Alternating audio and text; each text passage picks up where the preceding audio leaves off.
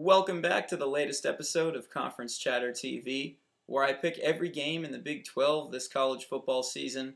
I finally had that undefeated week I was looking for in picking Big 12 conference football games, and I'll explain my picks here in the upcoming video. I appreciate you guys checking out the latest episode. My name's Eric Sorrentino. I'm the KUSports.com Big 12 blogger, and I went 6-0 in Week 13. And let's go over some of those games here. It was the final week in the regular season in the Big 12. There were some really intriguing battles that happened, some great games.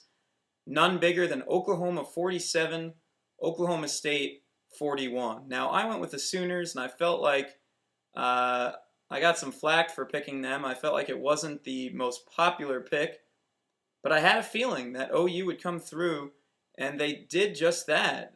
The Sooners' offense went crazy. They had 588 yards of total offense.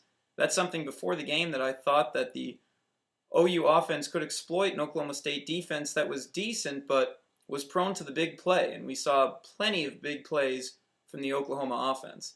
Landry Jones, the quarterback from Oklahoma, matching a school record, 468 yards passing, had a couple of touchdowns in there. He played really well.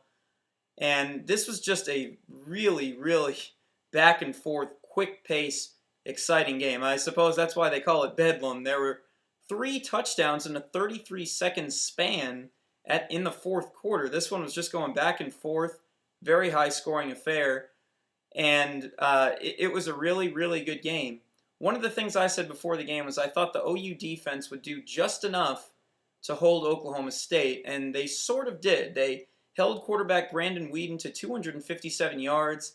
It sounds kind of like a lot, but when you consider that Weeden averaged 336, that's not a bad job by the Sooners defense. And more importantly, the Sooners defense created turnovers to set up its offense. Oklahoma with 3 interceptions of Weeden, that was critical in their game plan, and that was a big reason why Oklahoma won. Another thing that OU did well was contain Kendall Hunter, who's having an unbelievable year for Oklahoma State. The running back with only 55 yards rushing. That's another huge reason why OU was able to prevail in this game. Now that likely sets up Oklahoma against Nebraska in the Big 12 Championship. This video I'm recording right now is on Sunday afternoon. The BCS standings have not come out yet, but it is expected that with Oklahoma, Oklahoma State, and Texas A&M in a 3-way tie in the Big 12 South, that OU will prevail from the 3-way tie. And the reason being is that the Sooners will probably hold the best BCS ranking when those rankings are released on Sunday night. So that sets it up. Oklahoma, Nebraska in the Big 12 Championship next week.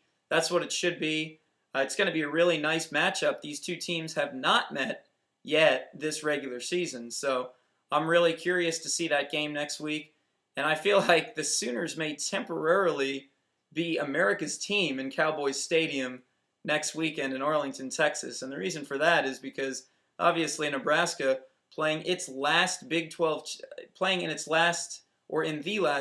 championship before they bolt for the Big 10. So I'm guessing that Big 12 fans, maybe with the exception of Texas, don't want to see Nebraska win it before they leave the conference and bolt for the Big 10. I was just thinking about it, how awkward a trophy presentation would that be with Dan Beebe having to present to Nebraska if the Huskers prevail? You know, here's your trophy, and I'll see you never again, pretty much. So that would be a little odd. I don't think that Big 12 fans, with obviously the exception of Nebraska and maybe Texas because of that OU-Texas rivalry, I don't know if they want Nebraska to win that game, but it'll be a really good one. It'll be a really good one next weekend in Arlington, Texas for the Big 12 title. So I got that Oklahoma game right. Had 5 other games right that I'll quickly go over here. It was Texas A&M 24-17. The Horns finally ending their miserable season, not going bowling. A&M has won their past 6 games and closing the season on a 6-game winning streak. Whoever draws A&M in the bowl season, that's an unfavorable matchup. The Aggies are just on a roll right now, and they're playing really well. Nebraska 45, Colorado 17.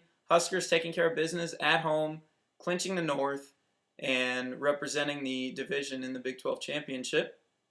Missouri 35, Kansas 7, Texas Tech 35, Houston 20, Kansas State 49, North Texas 41. So 6-0 finally. I've been waiting for this for a while, guys. I think I only had one other undefeated week this season in picking Big 12 games. So I'm proud of that. I'm proud of that. My mark on the year is 76-20 in picking Big 12 games. I'm picking them now at a 79.2% clip. Got a nice little bump from going 6-0 this past week. So I will be back next week to predict the Big 12 championship between Oklahoma and Nebraska.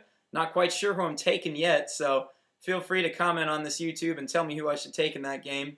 And then after that, I'll be predicting every bowl game that includes a Big 12 team. So we'll have a lot coming up here in Conference Chatter TV to close out the 2010 season.